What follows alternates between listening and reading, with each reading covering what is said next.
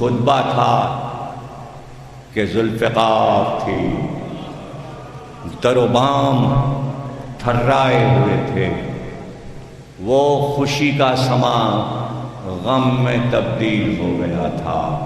وہ سفرا جو روم و ترک و عجم سے آئے تھے، ایسی فصاحت اور بلاغت کاہے کو سنی تھی، اور سب حیران ہو گئے تھے اور پوچھ رہے تھے کیا بتایا ہے تو نے؟ یہ تو بہت عالم گھرانے کے لوگ ہیں۔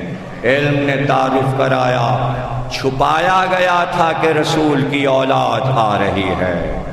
اور پھر شہزادی جب خطبہ دے چکی، خطبہ ختم ہوا تو شرمندگی میں سر جھکا کے بیٹھ گیا، لیکن اب اس کے پاس کوئی راستہ نہیں تھا کہ خطبہ زینب کا جواب دے سکتا۔ تو خیزران کی چھڑی ہاتھ میں اٹھائی اور زیر تخت ایک تشت رکھا تھا جس پہ خان پوش پڑا ہوا تھا، ایک کپڑا ڈھکا تھا، اس بیت سے اس نے تشت کا کپڑا ہٹایا۔ میں اس روایت کو جتنی مقتل میں لکھی ہے کبھی پوری روایت نہیں پڑھتا، اس لیے کہ مجھ میں ہمت نہیں کہ میں وہ سارے الفاظ مقتل کے پڑھ سکوں۔ اور جب اس نے اس بیت کو جنبش دی تو میں نہیں بتا سکتا کہ کیا اشارہ تھا، لیکن زبان سے اس نے یہ کہا، اے ابا عبداللہ تمہارے دانت بہت خوبصورت ہیں۔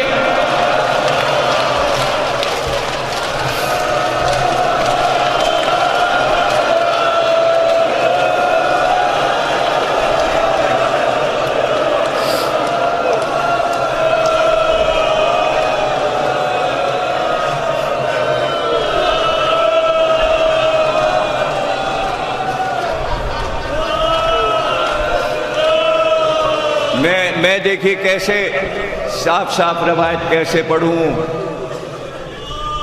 یہ جو کچھ یزید نے کہا، ہاں کتاب میں ایسا ہی لکھا ہے کہ حسین ابن علی کے دانت بہت خوبصورت تھے۔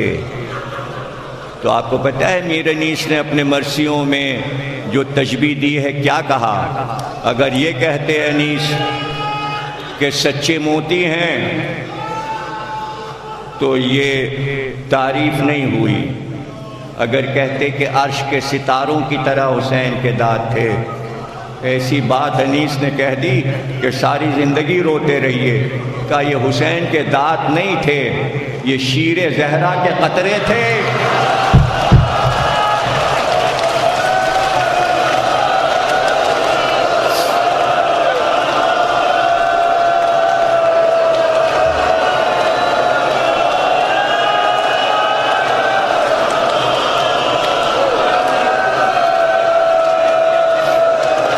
بچوں کو میر انیس پڑھائیے، مرزا دبیر کا کلام پڑھائیے۔ کل عنایت جنگ کی ڈیوڑی پہ میری تقریر ہوگی مرثیہ خوانی پر۔ جو پچھلا اعلان تھا ظاہر ہے کہ وہ موقوف ہو گیا تھا، حیدر نواب جعفری صاحب کی کتاب کی رسم اجرا ہے، اس میں تشریف لائیے گا تو وہاں تقریر ہوگی، تو کچھ میر انیس پر بھی بات ہو جائے گی۔ کتنے راز کلام انیس میں ہیں، تو پھر معصوم کے خطبوں میں آیات قرآنی کی طرح کیا کیا چھپا ہے۔ بی بی زینب کا خطبہ ایسا نہیں کہ آپ روا روی میں جملے سن لیں، خطبہ ایسا تھا کہ یزید کو راستہ نہیں مل رہا تھا کہ وہ اپنے درباریوں پر اپنا روب کیسے جمائے، تو اب راستہ یہی تھا کہ اس نے خیزران یعنی بیت کا ایک ہاتھ میں چھڑی کو لے کر اور اشارہ کر کے جو جنبش کر رہا ہے، تو اب جو کچھ اس نے کیا ہے وہ زینب کے جملے سے پتہ چلا کہ کیا کیا۔ تو ایک بار جلال میں کہا ڈراتا جب اس نے بیٹ ہلایا سر حسین پر تو زینب نے کہا مجھے عورت سمجھ کے ڈراتا ہے، مجھے عورت سمجھ کے ڈراتا ہے۔ تو بی بی نے صاف بات بتا دی کہ زینب کے خطبے کا جواب کیا دینا چاہتا ہے۔ تو بی بی کے خطبے کا جواب میں تو نہیں بیان کر سکتا، بس اس طرح بیان کر سکتا ہوں کہ فضا میں لوگوں نے دیکھا موتی بکھر رہا ہے۔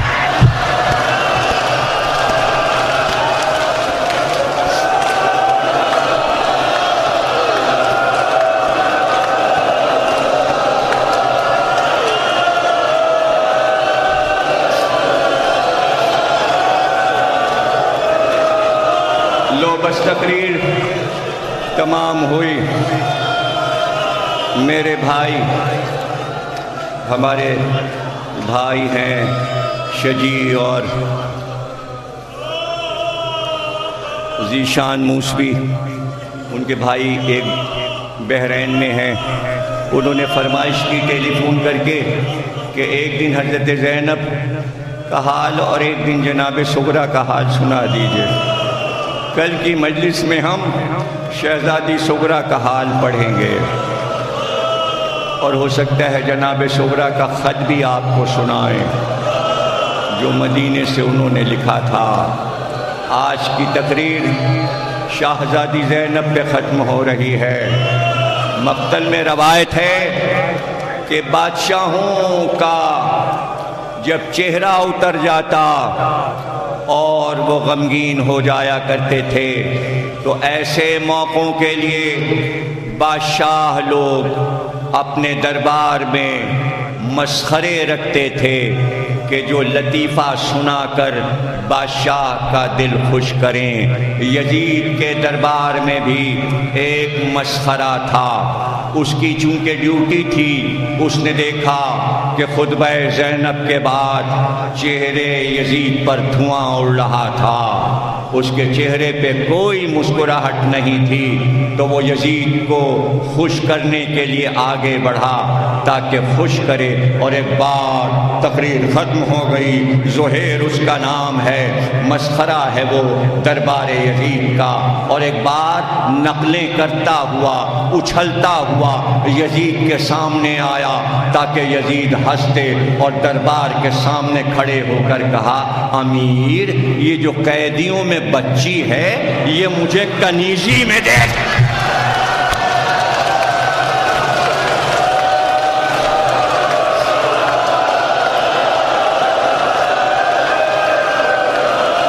بس تقریر ختم ہو گئی، اب آگے نہیں پڑھنا۔ کہتے ہیں جیسے ہی اس نے کہا یہ بچی مجھے کنیزی میں دے دے، وہ بچی پھپھی سے لپٹ گئی کہ پھپھی اماں کیا سکینہ اب کنیزی میں جائے؟ تم سلامت رہو۔ تقریر کا آخری جملہ، ارے پھپھی نے سکینہ کو لپٹا کے کہا کیا مجال، اس کی کیا مجال کہ آل محمد کو کنیزی میں لے سکے۔ اس کی کیا مجال۔ یزید نے کہا تم اس طرح ہم سے بات کرتی ہو، ہم بادشاہ ہیں، اگر ہم چاہیں تو کنیزی میں لے لیں۔ حضرت زینب نے فرمایا ہاں لے سکتا ہے تو، پہلے انکار کر کہ میری نانا کی امت سے تو نکل چکا، پہلے اعلان کر کہ تو میرے نانا کا کلمہ نہیں پڑھتا، پھر اس کے بعد نکل جا تاکہ شریعت کی پابندی تجھ پہ ختم ہو جائے۔ یہ ہیں حضرت زینب، بتا دیا کہ مظالم کرنے والے لا الہ کہنے والے تھے۔ واقعہ کربلا نے ہر قوم کو بچا لیا کہ آل محمد پہ مظالم کرنے والے غیر اقوام نہیں ہیں بلکہ مسلمان ہی تھے۔ اگر کسی کو یقین نہیں آتا تو سمجھ لے کہ آج آل محمد کے چاہنے والوں پر غیر اقوام ظلم نہیں کر رہے، دنیا کے ہر ملک میں آل محمد کے چاہنے والوں پر ظلم کرنے والے مسلمان ہی ہیں۔ یہ دلیل ہے سب سے بڑی کہ جو یا حسین کہہ رہا ہے، جو کچھ ہو رہا ہے ملکوں میں، حسین کے چاہنے والوں پر غیر اقوام ظلم نہیں کر رہے۔ لا الہ والے تو کربلا میں بھی وہی لوگ تھے، غیر اقوام نہیں، لا الہ والے تھے۔ یاد رکھیے یہ تھیسز ہے اور یہ غیر اقوام کے لیے تحفہ ہے کہ فخر سے وہ کہیں کہ قاتل حسین مسلمان ہی تھا، چادریں چھیننے والے مسلمان ہی تھے۔ ذکر آ گیا تو بتا دوں، راستے میں بالبک شہر جب آیا تو وہ عیسائیوں کا شہر تھا، پورا شہر عیسائیوں کا تھا۔ سب مل کے جمع ہوئے، ہر مقتل میں یہ روایت موجود ہے، سب مل کے جمع ہوئے اور کہا نبی کی اولاد کو بے پردہ عورتوں کو لے کر آ رہے ہیں شام کے حاکم، چونکہ ہمارے شہر سے گزریں گے اس لیے ہم پر واجب ہے کہ ہم اگر عیسیٰ کی شریعت پر ہیں اور نبی کی شریعت پر ہیں تو چل کے انہیں چادریں دیں۔ پورے گاؤں کے عیسائیوں نے چادریں جمع کی اور چادریں لے کے عورت اور مرد راستے میں کھڑے ہو گئے۔ جیسے ہی قافلہ آیا کسی نے زینب پہ چادر ڈالا، کسی نے ام کلثوم پہ چادر ڈالا، کسی نے سکینہ پہ چادر ڈالا، مگر آئے عیسائی چادر اڑا رہے تھے اور شمر اور خولی نیزے کی آنی سے۔ ہائے یہ ظلم اور محمد کی امت، سرکار دو عالم کی امت۔ ہاں لیکن اگر کسی کو معرفت مل جائے وہ کمتر ہو یا برتر ہو، جب بھی مل جائے یاد رکھنا اگر معرفت ملے گی تو صرف آل محمد سے مل سکتی ہے۔ اگر کوئی دین کو پہچان سکتا ہے تو صرف ذکر آل محمد سے، اور کوئی دوسرا طریقہ نہیں ہے۔ دربار یزید کا مسخرہ تھا اور کچھ نہیں جانتا تھا کہ آل محمد کیا ہیں اور دین اسلام کیا ہے، اس کا پیشہ ہی کچھ اور تھا۔ لیکن جیسے ہی حضرت زینب نے یزید سے یہ کہا کہ میرے نانا کے دین سے نکل جا، تب اعلان کر، تو اس وقت وہ گھبرایا اور اس نے پکار کر کہا کیا تم آل محمد ہو؟ کیا تم اہل بیت ہو؟ کہ تو ابھی تک سمجھا نہیں کہ میں نبی کی نواسی ہوں، میں محمد کی نواسی ہوں، یہ سکینہ محمد کی پوتی ہے جس کا تو کلمہ پڑھتا ہے، کہ ہم کو نہیں پتا تھا۔ یہ کہہ کر اس نے خنجر کمر سے نکالا اور نکال کر ہاتھ کاٹا، ہاتھ کاٹ کے زینب کی طرف پھینکا، کہا شہزادی مجھے معاف کر دو، اسی ہاتھ سے میں نے اشارہ کیا تھا،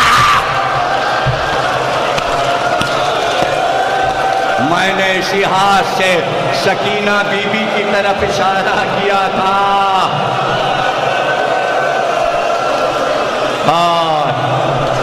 ہائے احساس ہو گیا اسے، پہچان گیا اہل بیت کیا ہیں، لیکن یزید نہیں پہچانا۔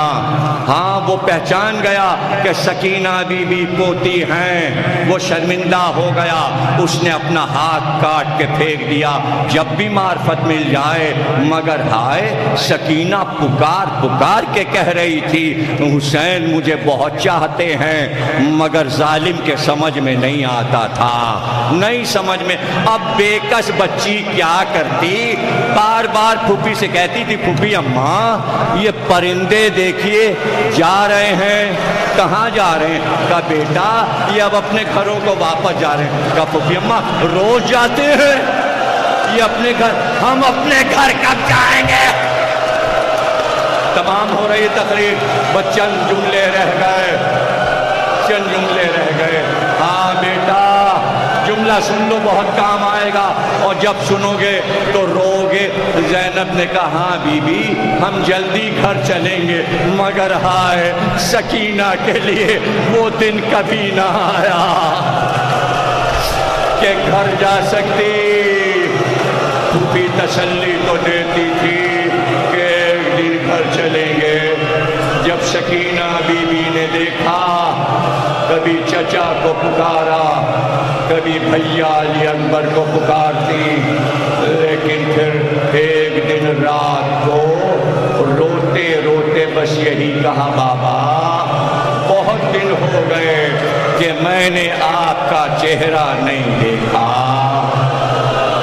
اس گھر کے آداب میں آپ کو کیا بتاؤں، اس گھر کے دستور آپ کو کیا بتاؤں۔ اس گھر میں ایسا ہوتا ہے کہ پہلی بات یہ یاد رکھیے کہ باپ بیٹی کو بہت چاہتا ہے، بہت چاہتا ہے۔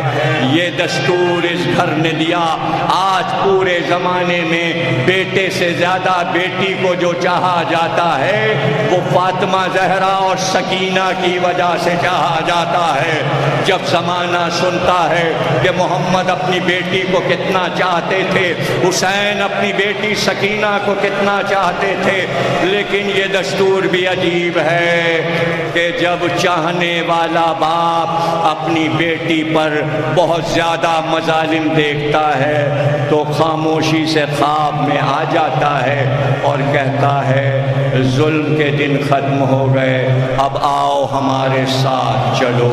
ایسا ہی ہوا، زہرا رات کو روتی، دن کو روتی، ہر وقت بابا کو یاد کرتی۔ پھر ایک دن خواب میں محمد آئے کہ زہرا مصیبت کے دن ختم ہو گئے، ہم تمہیں لینے آئے ہیں۔ اور ایک دن پھر خاموشی سے زہرا اپنے بابا کے ساتھ جنت میں چلی گئی۔ ایسا ہی قید خانہ شام میں ہوا، رات کو خواب میں حسین آئے اور کہا سکینہ مظالم کے دن ختم ہو گئے، ہم تمہیں لینے آئے ہیں۔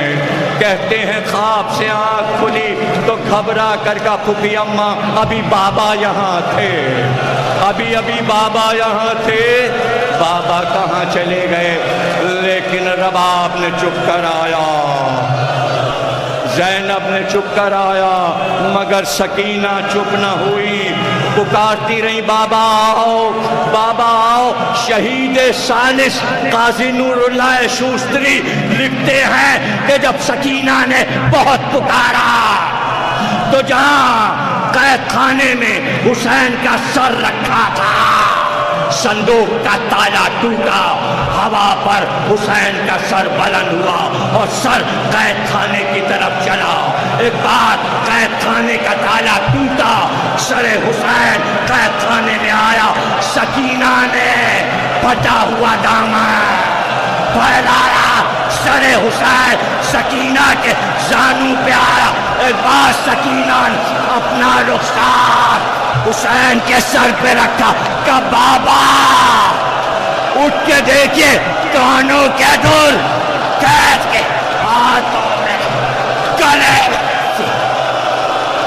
اور ایک بار زینب نے شانہ ہلایا کہ سکینہ سکینہ، آواز نہ آئی، رباب آگے بڑھ کہ سکینہ اٹھو میری جان، سکینہ اٹھو۔ ایک بار آواز آئی انا للہ و انا الیہ